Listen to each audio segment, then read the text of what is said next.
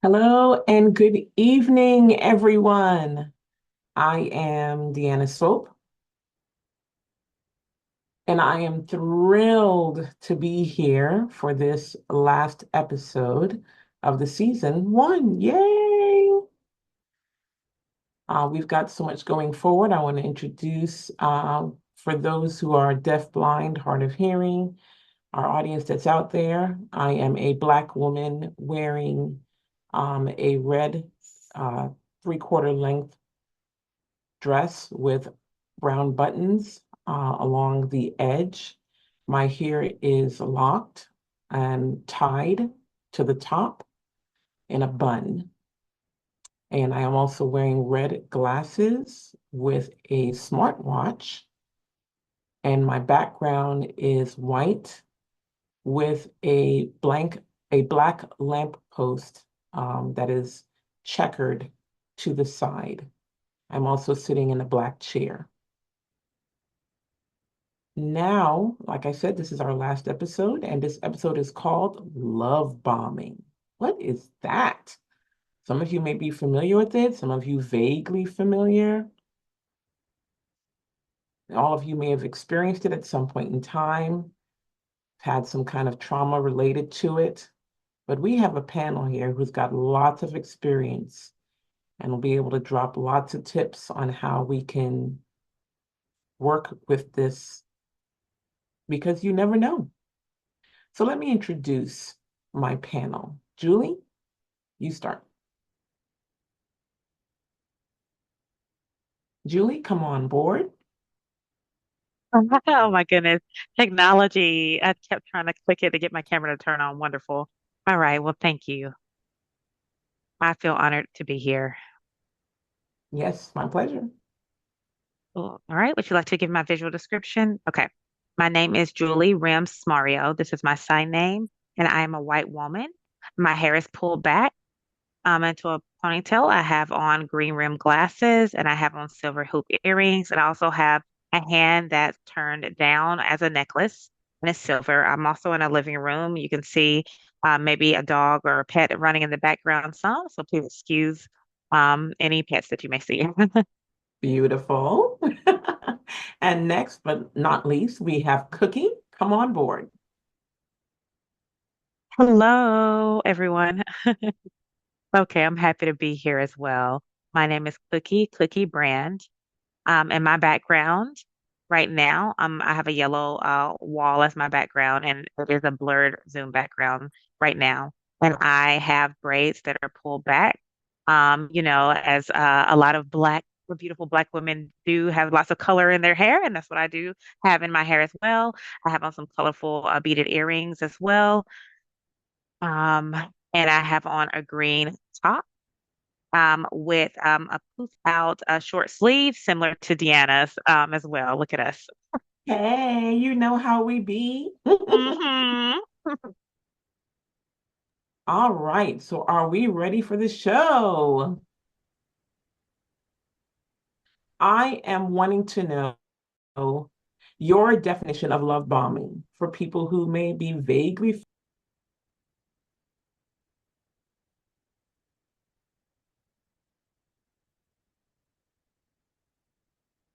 Okay, love bombing. Yes. So what that means? Well, it has nothing to do with love. I'll start off by saying that it has nothing to do with love. Technically, it is used by one individual to control another individual. And so some people call it the honeymoon phase of a relationship, but that is an inaccurate description of love bombing as well. Technically, love bombing is used to recapture the attention of the person who has power and control in that relationship. And I'll give more examples later, but I'd like to pass it on to Cookie to share more. And this is Cookie, yes, exactly what Julie stated. It feels similar to manipulation, but when it comes to manipulation, a person is basically flattering you, flirting with you, and really you're able to overlook red flags because of all that they do during this love bombing phase. And I'll just share more a little bit later what that can look like in a relationship.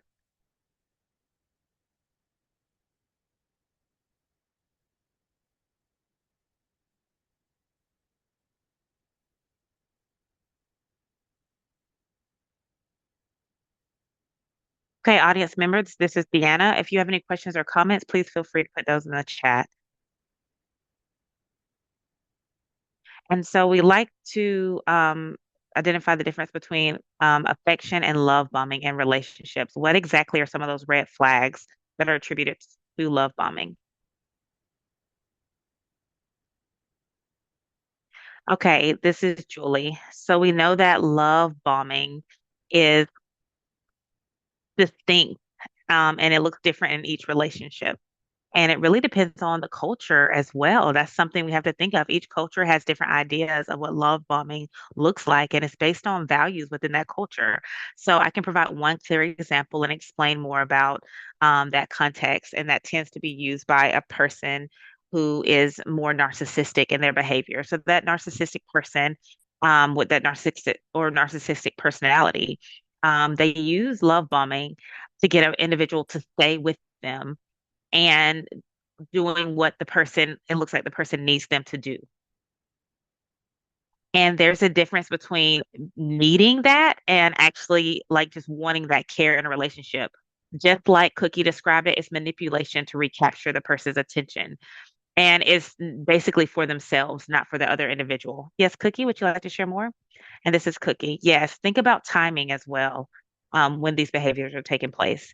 And like what you said, it usually it's very specific to each situation and different cultures. So perspectives of what love bombing can look like versus affection can be different. So in the beginning, it can look like a lot of attention, and that basically flatters the person and as they continue on in their relationship and the relationship moves in a direction a little fast. So it's important to keep this in mind about the timing. And as a person is being flattered and you went on it's only been a week, but you're receiving a lot more affection or attention, that can be a sign as well. And this is Julie. Yes, it happens very fast. You move very fast in that relationship, and that can be a red flag as well. Just being given flowers, lots of affection and attention in such a short amount of time, and it especially to the point where it you feel suffocated, where there's not breathing room, and other people are looking at it like, "Oh, this is so romantic. You're getting flowered with all this attention and affection," and it can be masked as romance. But when you look at it closely, you have to look at the purpose of that, and a lot of that can do with timing.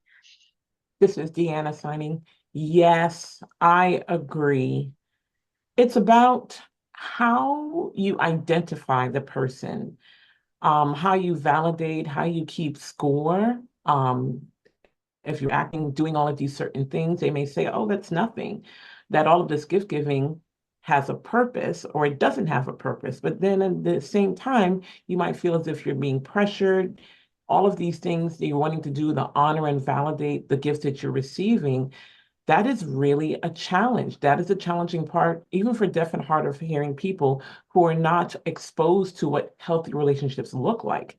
They may think, oh, you don't have to keep any score, there's no such thing as loving too much. However, at what cost? You know, I think you can love too much can be dangerous. And at the same time, it's how you approach yourself with others that makes the difference. So it's a sticky situation, depending on your perspective. That's what I'm putting in. So are we ready for the next question? Julie, Okay, yes, I like to add more. So love bombing, thinking it's not only with the partner, but a love bombing can happen with the partner's family, friends, parents as well. And a lot of times they're not able to see the other side of the person with the power and control who's doing the love bombing.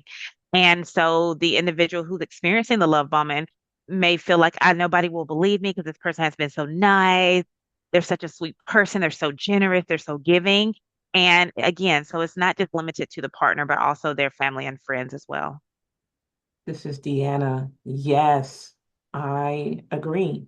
So now let's see about love bombing in relation to power dynamics. How does it influence the power dynamics? Can we talk about that?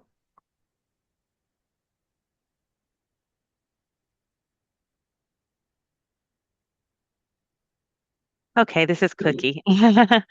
Yes. Um, hmm.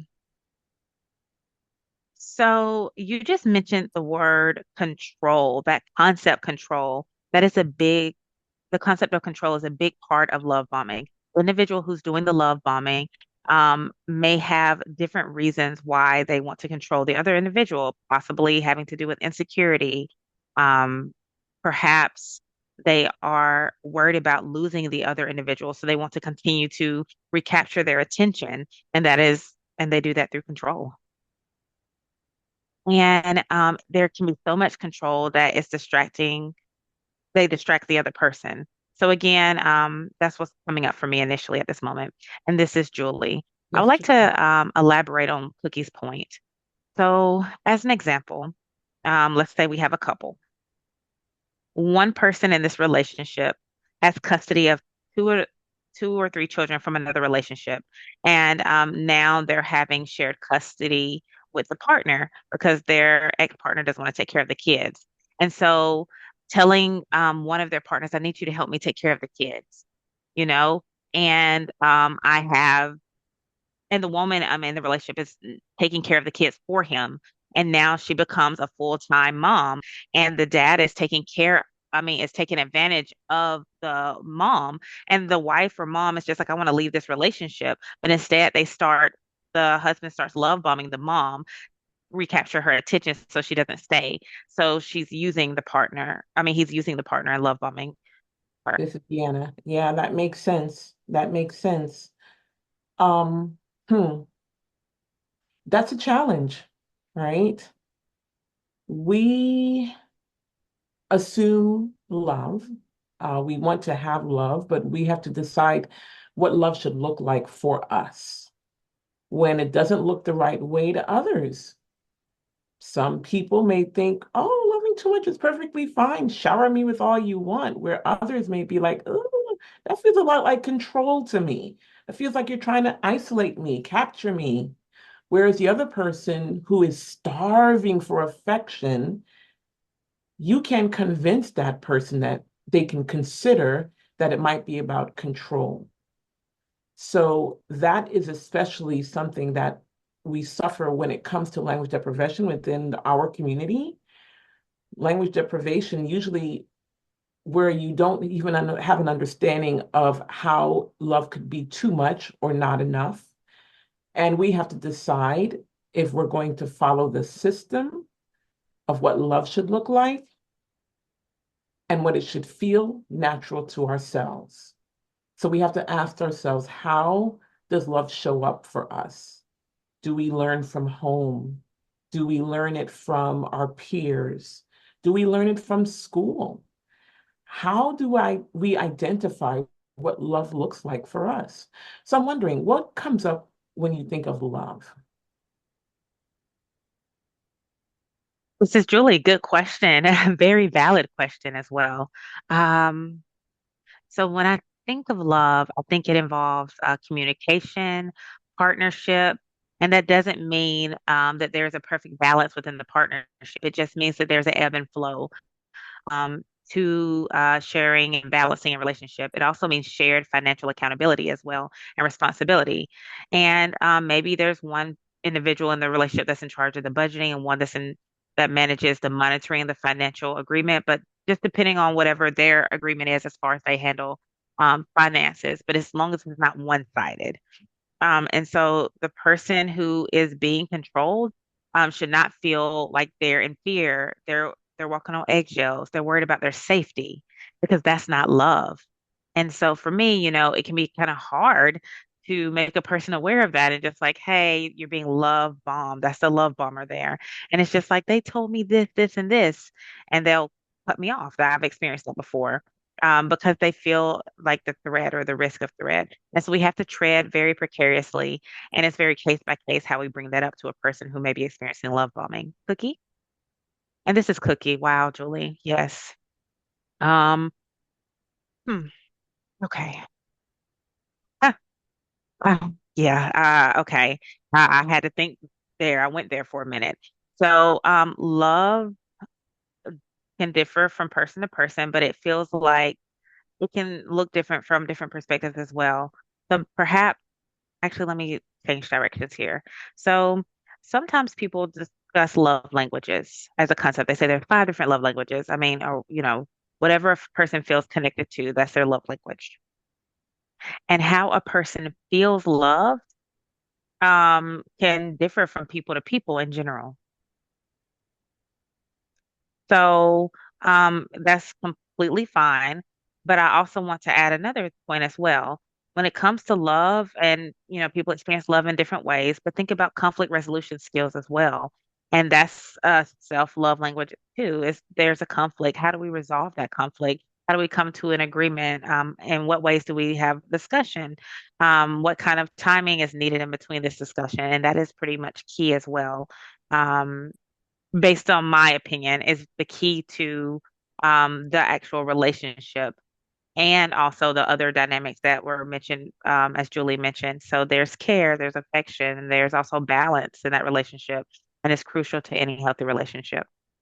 This is Deanna. I'm nodding in agreement. Wow, I agree so much. It is so important to identify the wants and the needs when that is a part of love itself, a part of that love journey, and to let that individual know that, hey, this is what I want, these things here, and make sure that we can come to common ground, that it's not your job to love me or it's not your job to make me happy, that we can make each other happy, that's fine, but it's not your job to satisfy me, so that's something that you have to learn. And we can be okay without each other because when you're in a relationship and that relationship ends, when you crash and you lose yourself in that person, you lose a sense of yourself because you were too wrapped up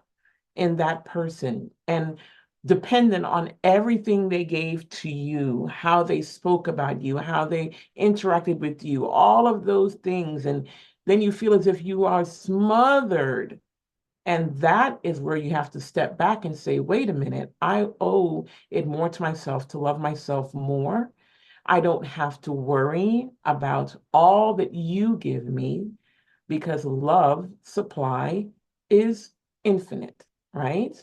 So I can get more wherever I need. Anyone else ready to love me? Where you at? And when you receive what you ask for, woo, then you're like, wait, that's too much. Hold on. And he said, but I thought you wanted, you asked me for this, and now you can't handle me and you love me. You're saying I love you too much. Okay, we need to be careful what we ask of that person and expect to receive it and know whether we're going to be satisfied. Knowing that you can tell them, baby, it's too much. It's too much. When you're going to beg for attention and then turn around and say, oh, you're giving me too much attention, that can lead to love bombing. And that's not intentional. So, what is the role that that individual can play? Like, can love bombing be unintentional? Like, what role do individual insecurities or past experiences play in engaging in these behaviors? Okay, this is Julie. Yes, so intentionality. So I think that many of us as deaf individuals and hearing people as well, when we think about school age, primary school and middle school and high school, we don't discuss relationships enough. We also don't discuss budgeting. We also don't talk about relationships. Both of those are true. And that's missing in the curriculum is learning about healthy relationships and conflict resolution skills and what that looks like, giving people conflict resolution skills as well. Because many of us, we enter into a relationship without the tools we need. And I love what you said, Deanna, as well. So let's look at this. So this is my coaster, okay? These are my coasters. Okay, so let me move my camera down so you all can have a visual of what's happening. We have two coasters here and we have one coaster holding them up. Okay. And so let's think about love bombing. When love bombing happens, all the coasters fall. Okay. And so with healthy relationships, and you have one with a healthy relationship, you have a strong foundation because most people have a good amount of self-worth and self-esteem. But if you don't have that in one other person, then the house that was made up by the coasters will fall down. So that's a good analogy for you all. This is Deanna. That is a perfect example right there. Coasters, I got you.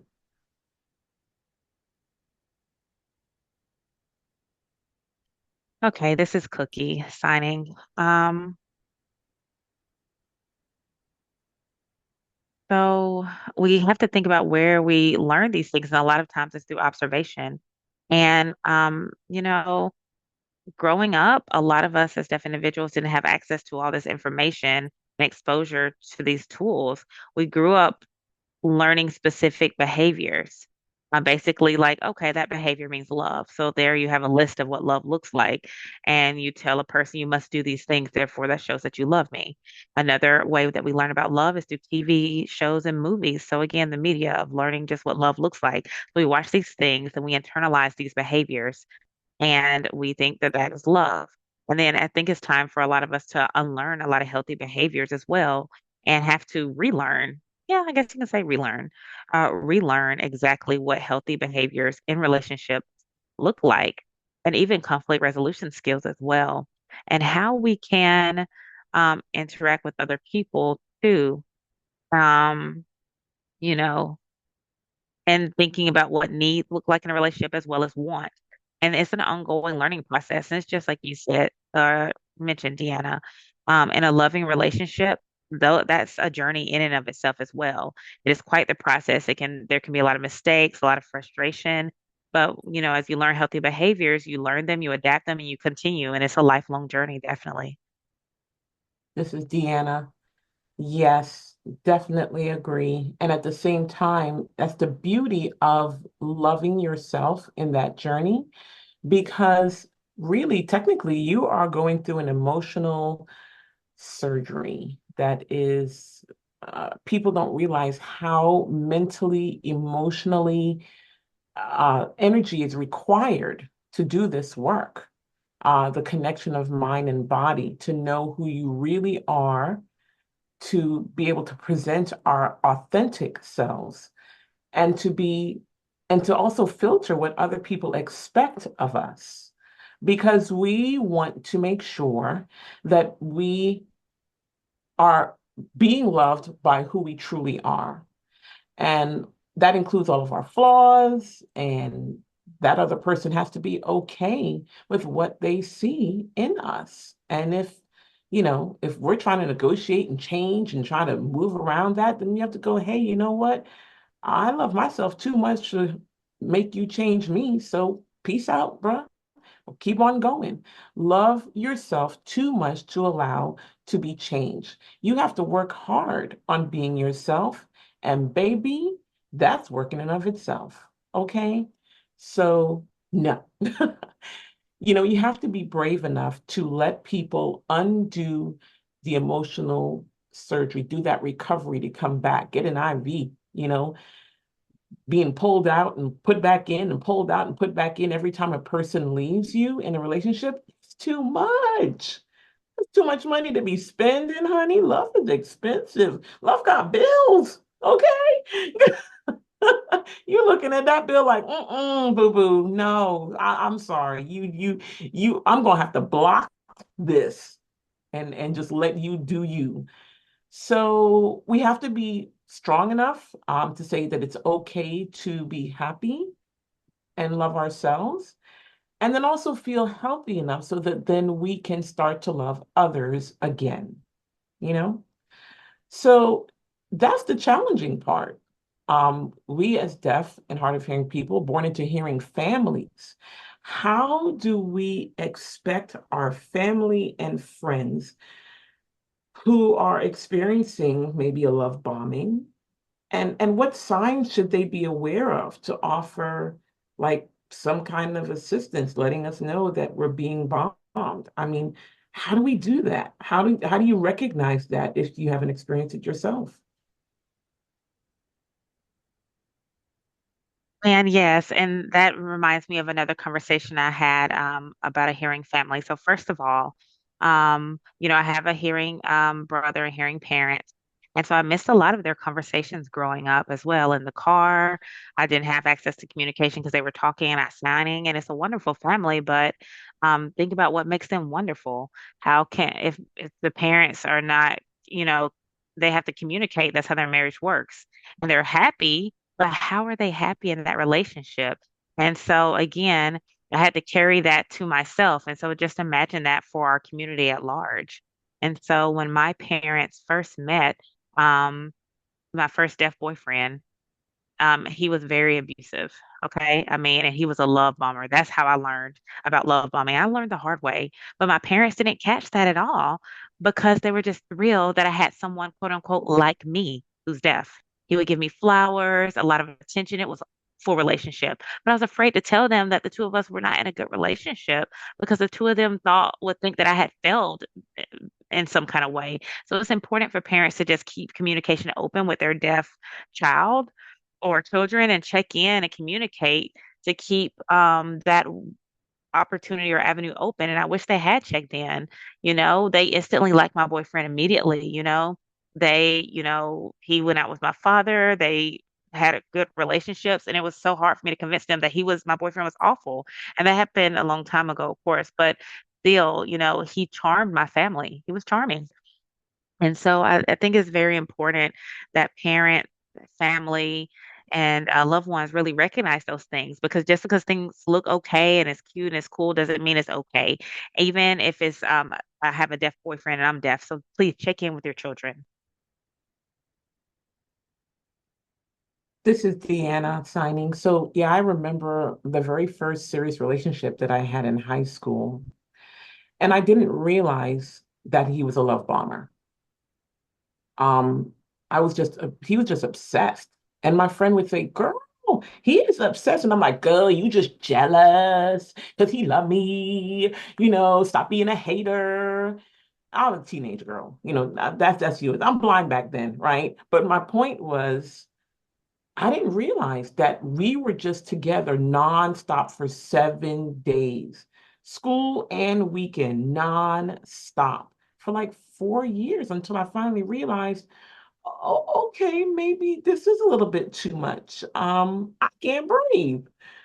So yeah, you and I, probably not. And I broke it off. And but then I had to realize, looking back, whoa, finally I'm able to say after all this time, why didn't I listen to my friends? Why was I so resistant with I was so wrapped up into him that I completely lost myself in the process. And I had to ask myself, why? And it took me a long time to rebuild my identity of who I was. And the funny thing is that the friend gave me his name sign, and this was my name sign, and this was his name sign. And I was like, hey, okay, we are not the same, and we're not together. So we're gonna have to change my name sign. So I had to give myself back myself. And this became my new name sign with the D on the finger. Um, so that is having to, it wasn't so much of being in the middle of a storm where I was constantly wondering what I'm going to do and how I'm going to navigate through this, but to find myself as to who will love me more than myself as a fatherless child, looking for love in all the wrong places, and here he was. And that's where I had to identify what type of love should I be receiving rather than forcing him to love me my way, or saying, you need to love me to the best of your ability, but if it's too much, then I'm going to draw the line. That's where I had to realize, I had to make sure that I informed my daughters, even because they're 17 now, right? To prevent them from not knowing who they are and the kind of love that they would want to look for, instead of piling it on top of them, even knowing that you have to love someone. And the young people that we have today, I mean, I recognize that there's no rush. Take your sweet time, honey. Learn about yourself first, because you can't have somebody love the false you, right? That's my opinion anyway. Cookie, you want to add something? This is Cookie signing. Both of your comments are incredibly valid. Mm. Yeah. And so looking back, Well, first, let me share a little bit about my background. I've been divorced for several years, and I had several years of learning and growth. I'll say it that way since then, um, with my personal dating experience. And also at work, I'm a counselor, and I mostly work with middle school and high school students in a transition program of their school. And they are, starting new relationships as well, and friendships too, that have a lot of love bombing. Um, and so, I mean, I feel, you know, a lot of positivity when people say, they're learning about love bombing and healthy relationships. There's optimism and, learning about those behaviors now at that age, at an earlier age. That's really great, especially because I'm able to teach them a lot of those tools and skills in our socio emotional learning class. And all those classes, we make sure to integrate information about relationships. And during my one-on-one sessions with the students as well. And that kind of information just spreads throughout the school with the students. But when it comes to social media, that's a nice way. Well, social media is really dicey when we say social media is helpful. And also, they do show a lot of information about love and what that can look like. And so when it comes to healthy behaviors, that social media is an avenue of getting that out as well. This is Deanna signing. I, whew, your first love, right? It can be beautiful, but at the same time, ooh, cha. You just want to be like, I'm gonna be with this person forever. It's gonna be wonderful. But and then at the same time, you're feeling like, whoa, it would be nice if deaf children would be able to sit down and really have these conversations of what it looks like, experience that first big heartbreak. How do you recover? Because perhaps some of us were born out of trauma, you know, born not realizing that we were already traumatized and we don't get a chance to talk about it. So we carry that trauma into each relationship and not understanding why we behave the way we do, why that person fusses at us and we fuss back at them, not realizing that we are starving for love in the first place, right? Why is this happening? Oh, so we over contribute, missing out on everything that happened in the past. So without that opportunity to sit back and think, why am I like this? Why is this person like this? Instead of immediately deflating them, we as deaf people, we need to understand the whys instead of our tendency to punish each other and disengage immediately. We have to say, wait a minute, there's got to be a reason behind this. Where is the trauma? What are we willing to look beyond that to find the why?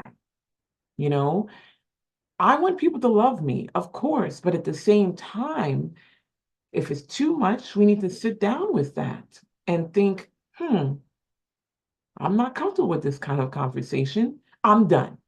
And we move on and face even more heartache. So there has to be some level of expectation of what it looks like for us so that we can balance that. So that made me think of something. Is is it something to do with the culture? Are there culture or societal factors or something that contribute to the prevalence of love bombing? Is it generational? You know, I mean, for me, I come from a black brown family, right? And we all married, some single. And I have to really think about how does that role play in what it looks like? What did I learn about marriage in my journey? Growing up with a deaf mom, growing up with we're growing with two parents, not really being around us before we love, and then we're like, oh, that's enough. Right?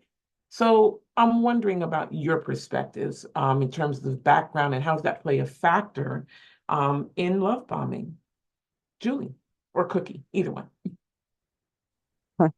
Okay.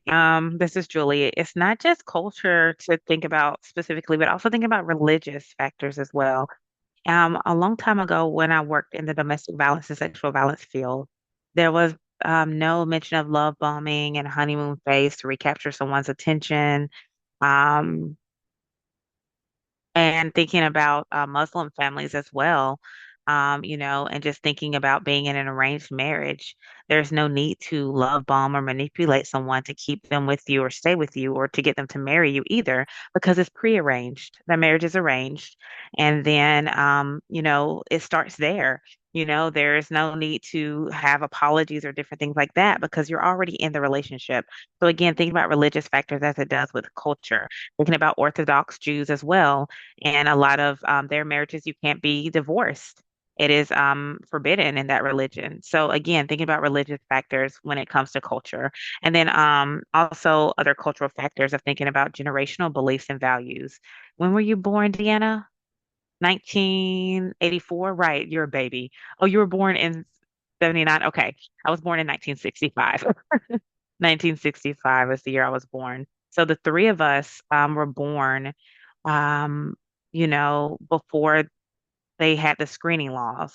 And so my parents didn't even know I was deaf until I was like 2 or 3 years old.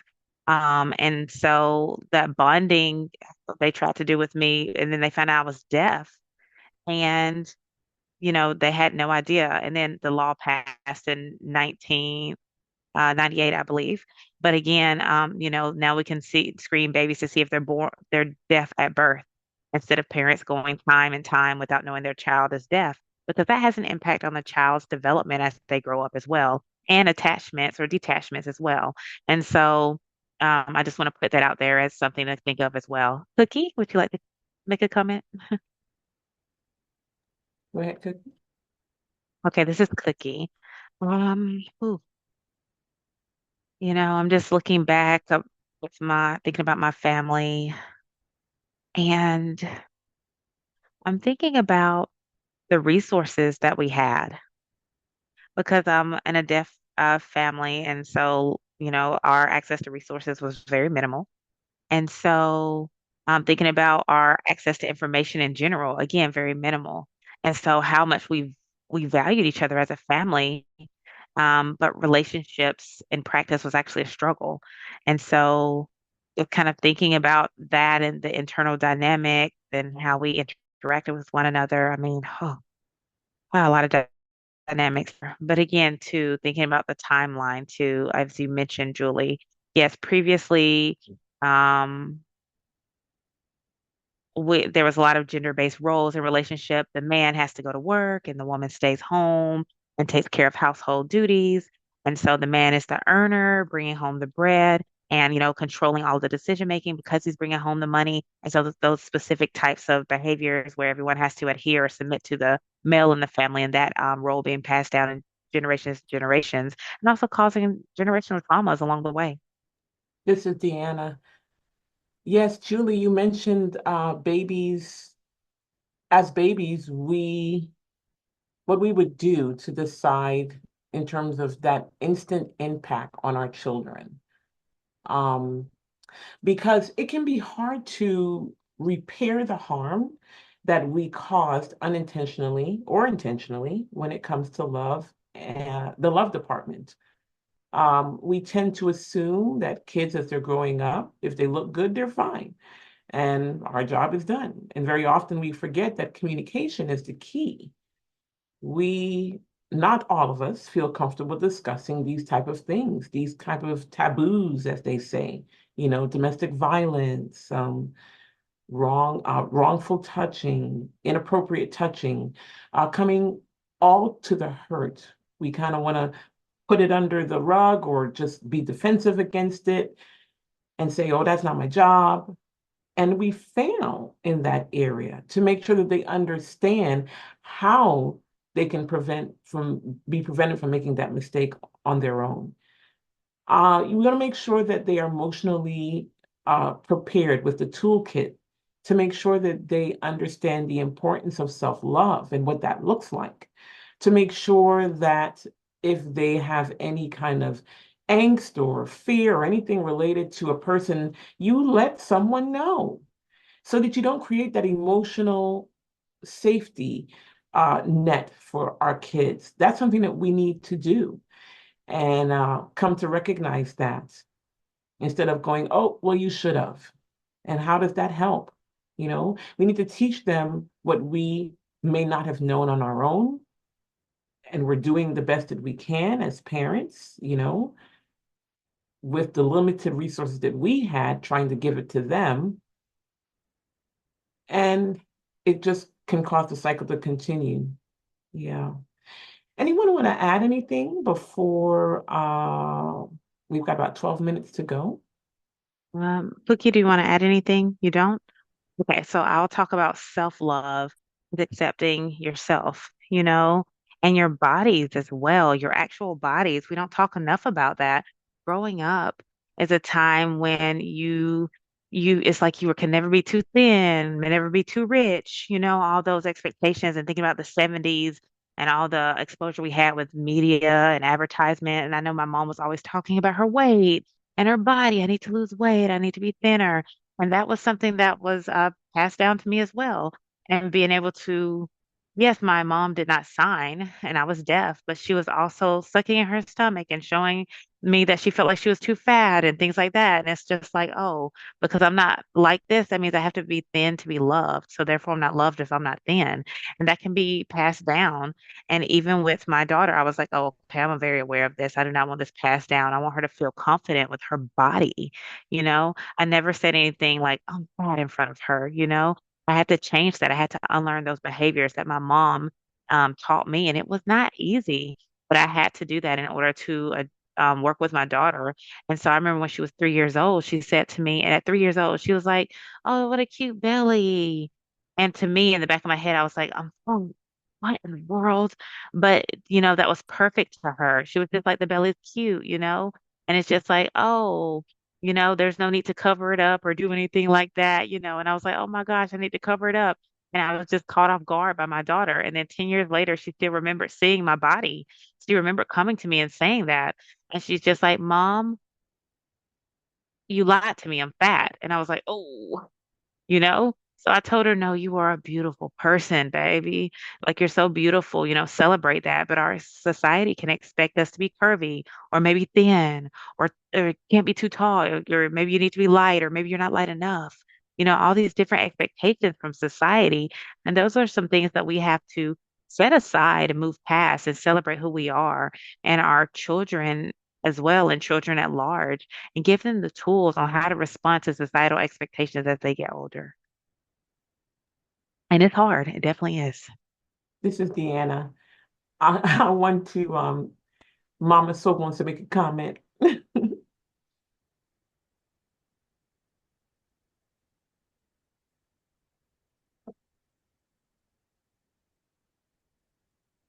Mama Swope, are you ready to make a comment or no?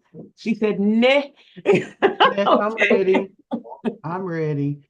I I was just thinking of what she was saying, especially regarding the children.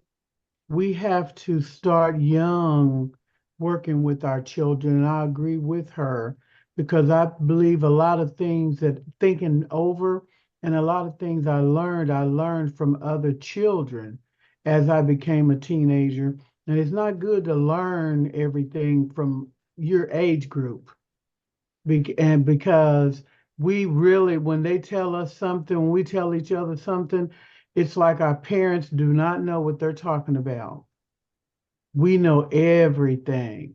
But I do agree with you. We need to start when they're young, not only talking about the body. I agree with you when you're talking about the things that should not be happening. No, nobody should be touching them. Nobody should be talking to them in the wrong way. We have to start at home teaching our children so that when they go out, they have all of this. And even though it's not just the deaf community, it's our community, also the hearing community, because there are a lot of people in the hearing community that don't talk to their children, don't let them know. And even though I say what's right from wrong, and I don't just mean thou shalt not whatever, I mean when you're with your friends, just because your friends are doing this doesn't mean I've already taught you not to do it. So when you're with your friends, don't let them talk you into doing it because most of the time, there's trouble. And it's so many. You all have really done a good job, and I must commend you on the things that you all have been talking about and the answers, the smart, really good answers that you all have been giving.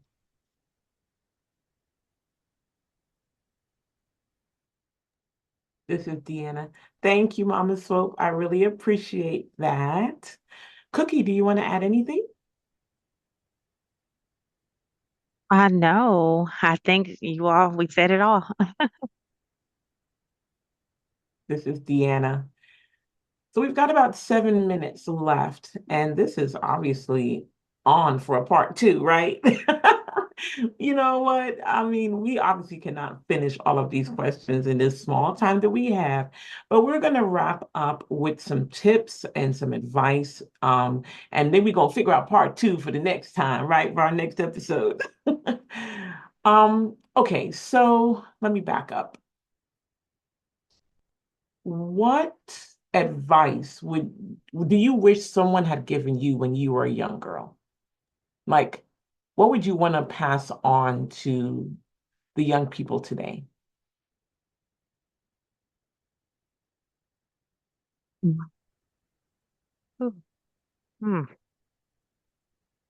Hmm. This is Cookie.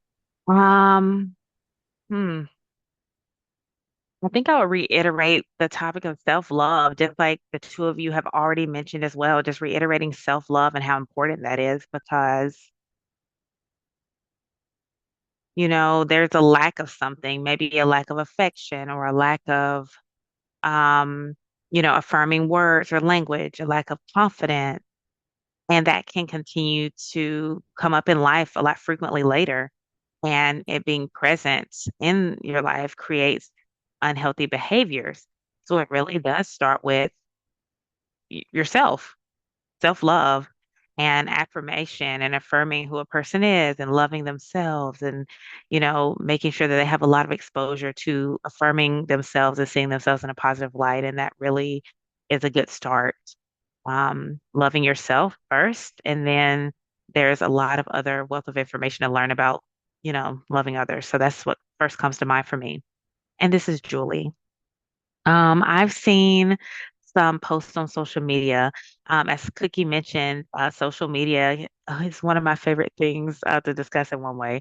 When my kids are growing up, before there was social media as viral as it is, thinking about the guy standing in the mirror and looking at a child who's like 2 or 3 and looking at them and telling them, you're beautiful, you're courageous, you're brave, just a lot of affirming and positive words, a lot of self-affirmation. And I wish there was more of that self-affirmation as children are growing up. I mean, I didn't receive a lot of affirming language and behaviors growing up. I was always questioning myself because I was in an environment where I could feel like I was belonging. There was no language, no dialogue. I was constantly observing things and not getting access to communication. So I didn't feel confident. And so having access to language gives someone access to being affirming to themselves. And so I would like to see that, especially for my grandchildren. This is Deanna. Beautiful, beautiful. I want to start us off with positive affirmations, setting up that base. It's easy to say rather than do, and it takes time. It takes a lot of work because there's some brainwashing that has happened, and we need to rebrand that.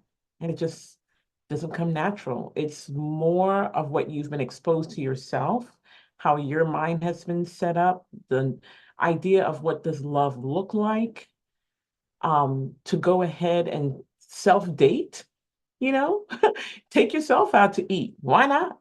You ain't got to always go out with somebody else. Take yourself out to a restaurant, light a candle, honey, get some wine, get your steak. Okay. Go full on with with everything, all the sparkles, everything, everything. And why don't we take ourselves out on dates? What's up with that? That is self-love, okay? And that can go on. Go on your own vacation. That's a part of self-love. That's self-care.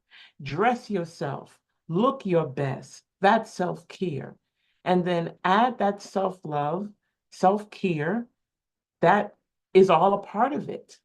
Identify what it looks like for us. I know for me, looking good, I like my glasses to match with my outfit. When I go out, I like to feel good. Sometimes I get a little guilty on that, but I'm like, hey, you ain't got to worry about it, kids. Y'all be all right. Y'all can feed yourself. I ain't gonna feel guilty about taking myself out on a date. That's how it is. I get my little wine. That's self-love for me, self-care. And there it is. So I want to thank the both of you so much for giving your heart, giving your raw, giving your story, telling us about the work of this. And we're not done. We are not. Look out for the next season, maybe part two of this. I want to thank our interpreters and our captioner and our amazing season one audience for all of your support coming through us on Fridays. Thank you so much and take care. Thank you all.